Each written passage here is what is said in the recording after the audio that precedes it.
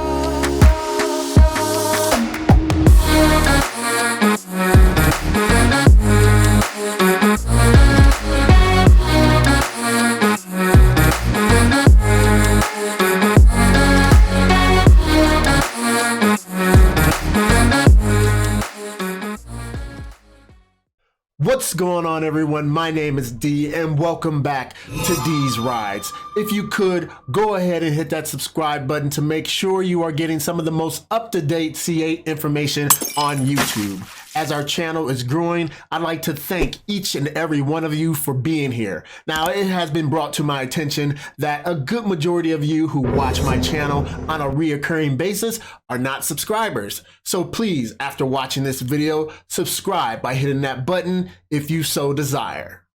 So we have two things to discuss today. One is the potential reveal of information on plans for a hybrid. Although we've all expected a hybrid, this is the first official documentation of this possibility. Stay tuned to the end also, because I'll be showing you where you can get several newly released guides to help you with your C8 ownership experience. So with the release of the 2020 C8 Corvette Owner's Manual, you knew it was only a matter of time before people would start to deep dive into it to see if it would reveal any future tech or additions that could give clues on what is on the horizon. Well, it didn't take very long for the folks over at Corvette Blogger to point something out of interest. As you may know, there has been rumors circulating that there would be a hybrid variant of the mid-engine Corvette that would be either the Zora or ZR1, depending on what moniker they decide to use.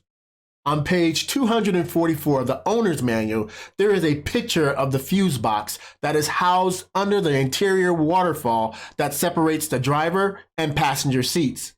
Within that box, fuse number 7 and fuse number 12 are of particular interest.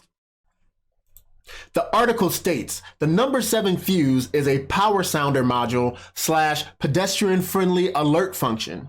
This is actually the same label as fuse number 34 in the Chevy Bolt, whereas the power sounder module is the intrusion alarm. The pedestrian friendly alert function gives EV cars a sound that can alert pedestrians who might not see the EV. In position number 12, the manual shows a lithium-ion battery module. The Chevy Bolt doesn't have this component, and after reviewing the Chevy Bolt manual, the C8 is missing a fuse for a rechargeable energy storage system, so it's not quite the same tech as the Bolt. However, these are two different types of hybrid systems, as we believe the C8 Corvette would use its electric power for quick performance boosts and not long-range electric power like the Bolt. What this is saying is that unlike the Bolt, which is engineered to have a long-range battery for long-range capability, the lithium-ion battery in the Corvette would be used for a quick burst of speed and not for any sustained performance. The battery pack has been previously speculated to be housed within the C8's center tunnel, and an electric motor that powers the two front wheels would take up the space in the front trunk. Now, does this mean that the higher variant will have less cargo space? Only time will tell. This setup is said to be part of the all-wheel drive technology that could add an additional 200 horsepower from the electric motor to the front wheels. This would be the first time that the Corvette has used an all-wheel drive setup. Corvette Blogger stated that GM to this day denies that there are still a fleet of camouflage C8 prototypes driving around on the public roads that have exposed electrical and cutoff switches as well as 2021 VINs. We all know what GM's track record is when talking about future products. As you know, the NSX has a similar setup but was a flop because of the price point. Do you think Chevrolet will have a winner on its hands if the price is right? Now, for the second topic, GM has also added several manuals for everyone's reading pleasure. I will link each of the PDFs in the description below, but you have, of course, the owner's manual, which is self-explanatory, the Performance Get to Know Guide, and this is an overview of some of the performance features of your mid-engine Corvette. And of course, some of the optional equipment that's described in the guide you may not have on your particular vehicle. You also have a track prep guide, and that manual identifies several key procedures and steps that must be taken in order to properly experience its track prowess during sanctioned racing events. Notice how they put sanctioned up in there. Then you have the Get to Know Guide, and this is just an overview of some of the important features that they think you would want to know about the mid-engine Corvette. And finally, the Infotainment Guide. And as you would expect, this is an in-depth information guide about your infotainment center. Well, there you go, everybody. Information fresh off the press about the new C8 mid-engine Corvette. Everybody, we are living in amazing times right now. There are a lot of cars that have come out that is just blowing everyone's heads off.